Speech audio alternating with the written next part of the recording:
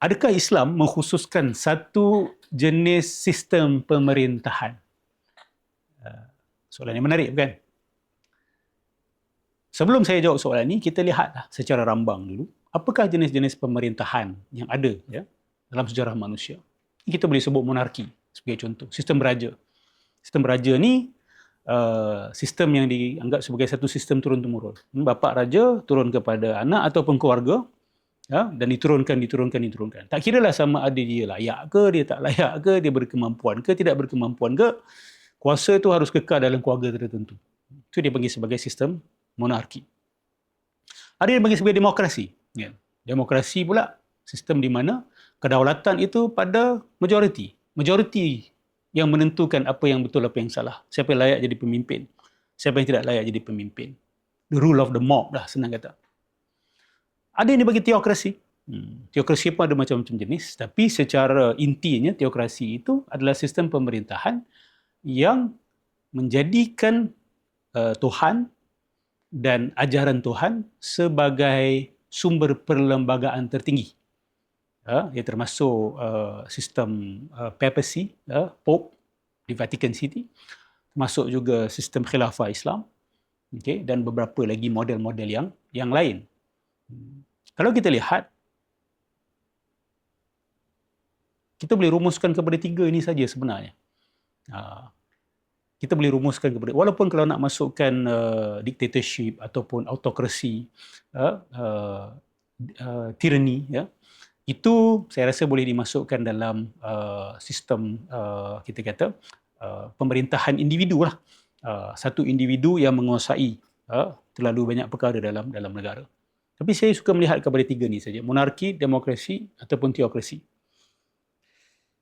Adakah Islam menetapkan salah satu daripada tiga ini? Sama ada monarki ataupun demokrasi ataupun teokrasi? Jawapan saya jelaslah, mestilah. Islam punya sistem pemerintahan adalah teokratik.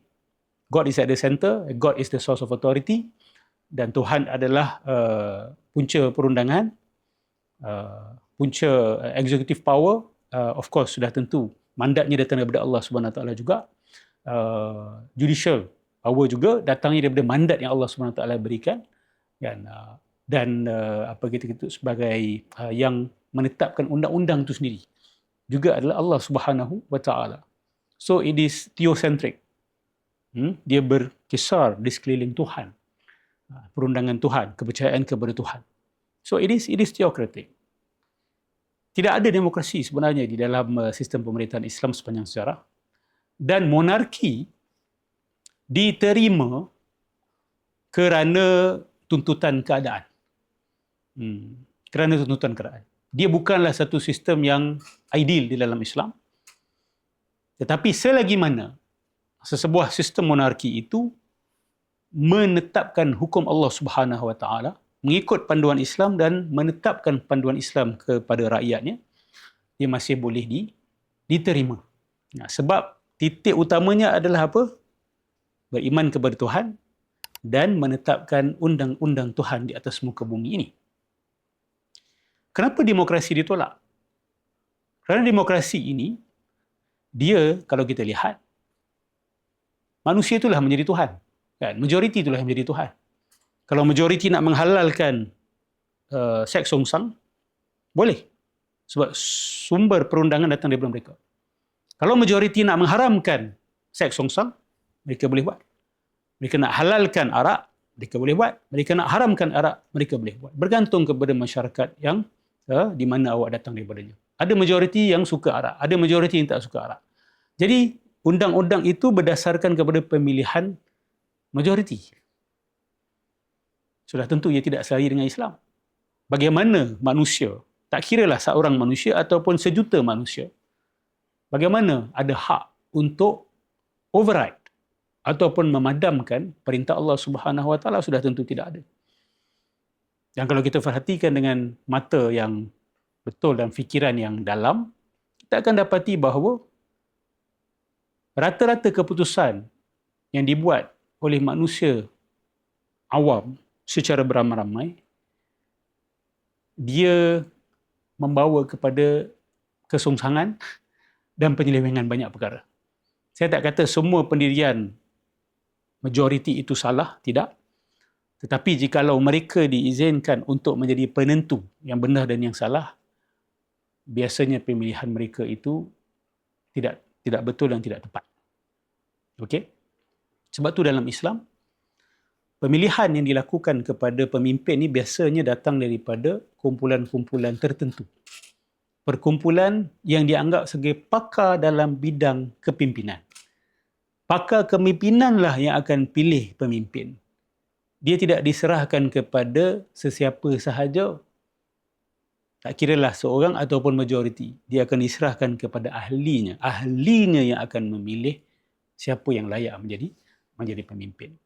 Jadi sudah tentu Islam menetapkan satu model, iaitu model yang dipanggil sebagai teokrasi. Ada perbincangan lagi selepas itu. Adakah teokrasi itu berbentuk dictatorship ataupun pemimpin tertinggi itu dianggap sebagai maksum ataupun tidak? Kita pernah ada pemimpin tertinggi yang maksum. Kan Nabi Muhammad SAW pemimpin tertinggi negara Islam pada ketika itu dan dia maksum. Tapi khalifah-khalifah yang datang selepas dia itu tidak dianggap sebagai maksum. Adakah khalifah boleh dijatuhkan? Boleh. Dia boleh diturunkan. Khususnya apabila dia melanggar perintah Allah Subhanahu Wa Taala dan dia cuba mengubah hukum Allah Subhanahu Wa Taala atau dia melakukan kekufuran yang jelas, al-kufrul bawah. Dia boleh diturunkan oleh ahlul halli wal aqli. Jadi dia bukan bersifat dictatorship, bukan bersifat tyrannical. Ada suara yang datang daripada bawah yang harus diambil kira. Dan ahlul halli wal aqli ini boleh dijatuhkan, boleh menjatuhkan dan boleh dijatuhkan oleh khalifah. Saya jelaskan benda ini sebab saya tak nak orang salah anggap bahawa teokrasi ini bersifat dictatorship. Tidak. Teokrasi is not equal to dictatorship. Wallahu a'lam.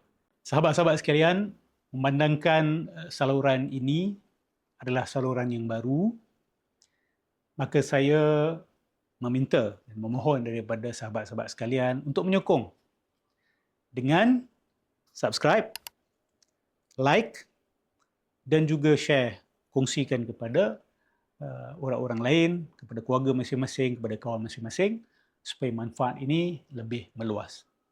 Terima kasih.